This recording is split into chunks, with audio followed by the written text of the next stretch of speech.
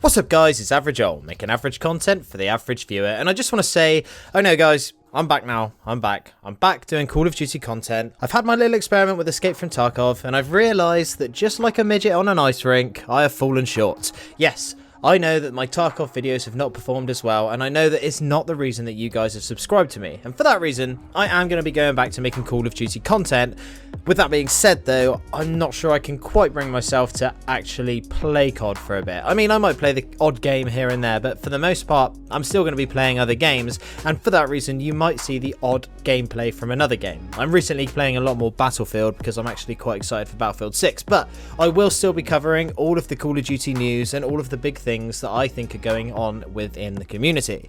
With that being said, today I want to talk about the one thing that I think is the absolute most detrimental to Call of Duty, and it's not skill-based matchmaking, it's not overpowered guns or shady monetization, it is the cycle in which these games are released. This yearly release cycle of Call of Duty, in my opinion, is the main reason that Call of Duty is and will fail.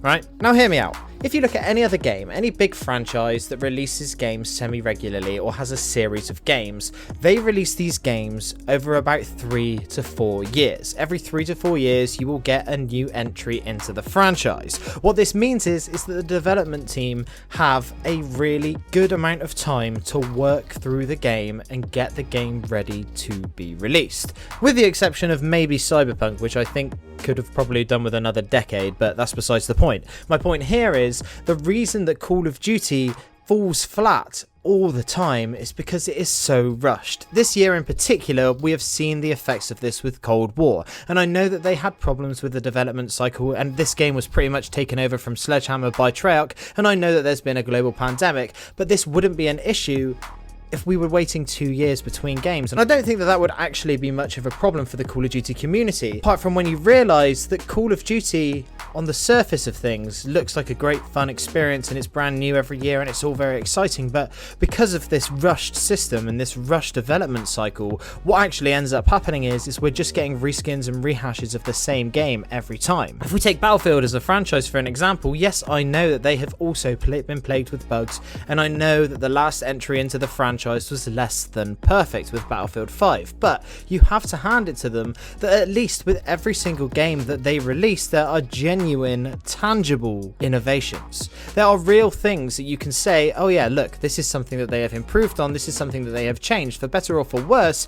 It is different every time. The difference between Battlefield 4 and Battlefield 1 is completely night and day, and the same can be said from Battlefield 1 to Battlefield 5, although Battlefield 5 probably isn't the best example to use if we're looking at games that are going to be better than COD. But you've got to see my point here. The point is, when you take longer to perfect a game and you take longer to actually put genuine thought into a game, you're going to get much bigger results. Now, obviously, all of this comes down to the bottom line. The one thing that all of these videos that I make come down to, and it is the fact that Activision is hell-bent on making money at any cost. They do not care about the consumer, they do not care about their community, all they care about is seeing those dollars come in, year after year. But there is an issue this time around. Recently, Tom Henderson over on Twitter tweeted out some figures that I thought made for some very interesting reading.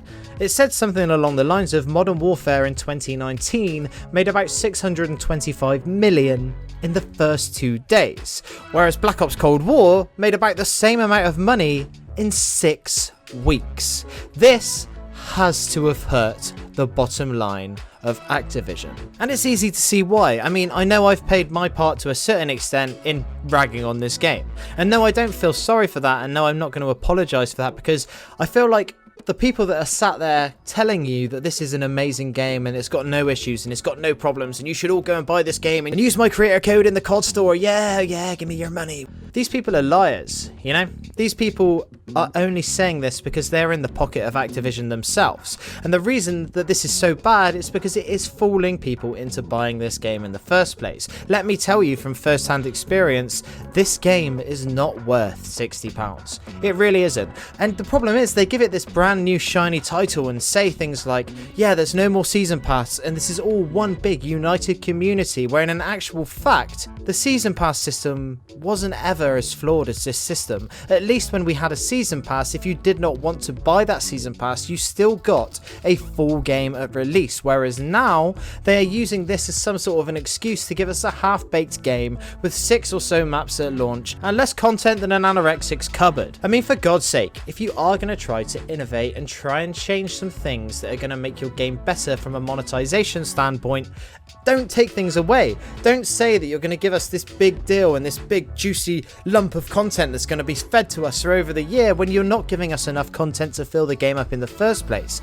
It is seedy and it is going to kill COD, but this is only happening because of this release cycle that they are forced to do. The developers are put on such a strict amount of time that there is no room to try anything brand new. The reason that I'm saying this is because already at the beginning of 2021, we are already getting leaks about a new Call of Duty in November. Another Call of Duty when this one is barely even 3 months old. And you have to think that maybe they're only trying to build hype for this now because this game is flopping so goddamn hard. Do you see what I mean? Because this game is not performing anywhere near as well and the hype for Call of Duty is slowly dying, maybe they need to try and ramp up that hype. But the problem is, they're ramping it up by saying that the next Call of Duty is going to be made by Sledgehammer, the studio that ditched out on Cold War and made this game the shit that it is now. I mean, for God's sake, if they were still working on Black Ops Cold War like a year ago, that means that by the time this new Call of Duty comes out, they're only going to have like 18 months to 2 years working on an entire game. And what does that mean? Well, it means that the game is going to fall flat once again. It is going to release unfinished, unpolished, and without content. And not only that, by the autumn of 2021, for the first time in a few years now, Call of Duty is going to have some real, genuine competition. Now, I want to make another video on this altogether, but you've got to understand that come autumn 2021, Battlefield 6 will be releasing,